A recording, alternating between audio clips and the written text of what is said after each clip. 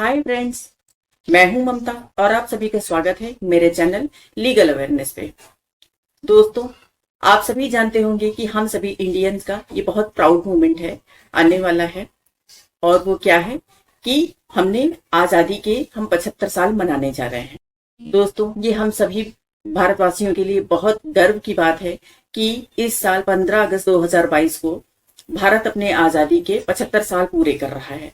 और इसी के लिए सरकार द्वारा आजादी का अमृत महोत्सव अभियान भी चलाया जा रहा है, जिसके तहत हर घर में झंडा फहराने को कहा गया है। इसके तहत हम सभी आजादी का अमृत महोत्सव मनाएंगे। तो दोस्तों, आज के अपने इस वीडियो में हम जानेंगे राष्ट्रध्वज या अपने झंडे से जुड़ी हुई कुछ खास बातें। तो सबसे पहले मैंने अपने पिछले वीडियो में भी बताया था, जो मैंने 26 जनवरी में अपना वीडियो बनाया था, उसमें मैंने बताया था कि जो 26 जनवरी है और 15 अगस्त है, दोनों में झंडा फहराने के अलग अलग तरीके और नियम हैं। जब 15 अगस्त 1947 को देश आजाद हुआ था, तब जो झंडा फहराया गया था, तब अंग्रेजों का झंडा उतारा गया था और हमारा झंडा रस्सी से पकड़ के ऊपर चढ़ाया गया था और इसको ध्वजारोहण कहते हैं। और तब कोई संवैधानिक पद नहीं था, हमारा संविधान नहीं लागू हुआ था, और तब ये झंडा हमारे देश के प्रधानमंत्री पंडित जवाहरलाल नेहरू ने लाल किले पर फहराया था। और जो 26 जनवरी में जो झंडारोहण होता है, वो झंडा ऊपर ही बंधा रहता है और झंडा खोला जाता है और उसको झंडा फहराना कहते हैं। तो ये तो है दोनों राष्ट्रीय पर्व में झंडा फहराने के तरीके। और आज हम जानेंगे झंडे के कुछ और नियम कानून। तो आज का ये वीडियो हम एक प्रश्नोत्तरी की तरह भी हम करेंगे। सबसे पहले तो हम ये जानेंगे कि ये जो हमारा ट्राई कलर, जो हमारा तिरंगा है, हमारा राष्ट्रध्वज है, ये भारत में कब अपनाया गया था। तो संविधान सभा में 22 जुलाई 1947 को हमारे राष्ट्रध्वज को अपनाया गया था। और जो किसी भी देश का, किसी भी राष्ट्र का जो राष्ट्रध्वज है, वो किस चीज का प्रतीक है। तो ये हमारा राष्ट्रध्वज है, ये अभिव्यक्ति और आजादी का प्रतीक है। अच्छा, भारत में झंडा फहराने के या ध्वजारोहण के नियमावली भी बनाई गई, जिसको हम फ्लैग कोड या राष्ट्रध्वज संहिता भी कहते हैं। और ये फ्लैग कोड इंडिया में कब प्रभावी हुआ, यानी कि कब लागू हुआ। जो भारत में फ्लैग कोड है, ये 2002 में बना था और इसको 26 जनवरी 2002 को लागू किया गया था। अब ये फ्लैग कोड है, वो कितने हिस्सों में बटा हुआ है। तो ये फ्लैग कोड 3 हिस्सों में बटा हुआ है।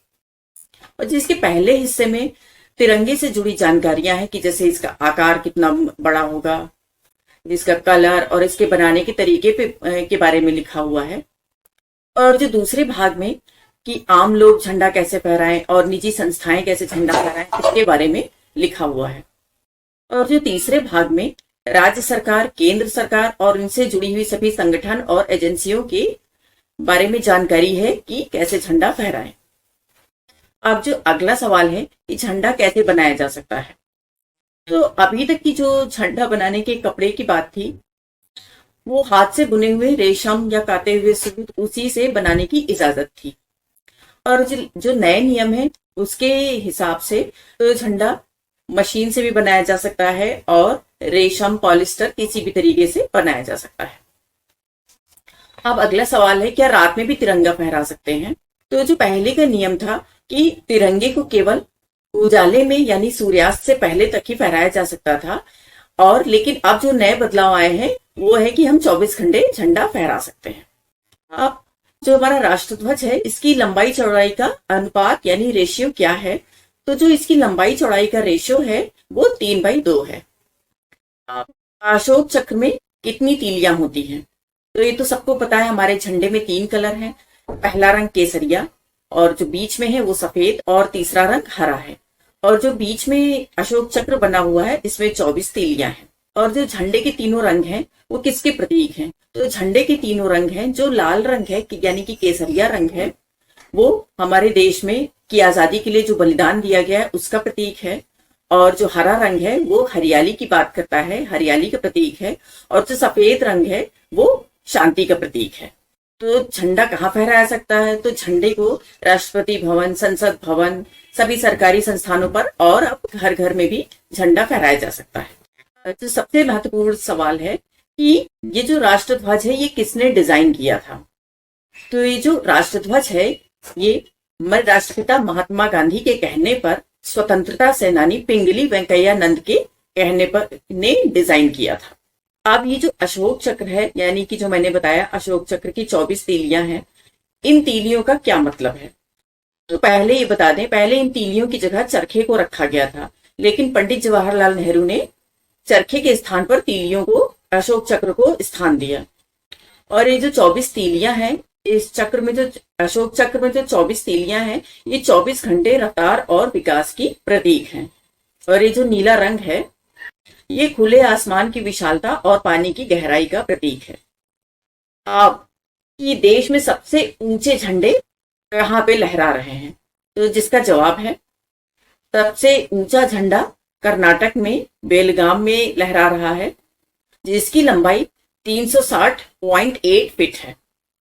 दूसरा जो सबसे ऊंचा झंडा है वो अटारी बॉर्डर पे है और जिसकी लंबाई है 360 फीट। और जो थर्ड है वो महाराष्ट्र के कोल्हापुर में लहरा रहा है और जिसकी लंबाई है 303 फीट। तो दोस्तों, ये था मेरा आज का वीडियो। मुझे उम्मीद है मेरे आज की इस वीडियो में आपको नई जानकारी जरूर मिली होगी। और हाँ, सबको आजादी के 75 साल पूरे होने की बहुत बहुत बधाई। अपने घर में झंडा फहराइए और ऑफिस में फहराइए, और लेकिन राष्ट्रध्वज का सम्मान जरूर करिए और जो इसके रंग है उसके महत्व को समझें और उसको अपने जीवन में अपनाएं। तब तक कि अपना ध्यान रखें। Thank you.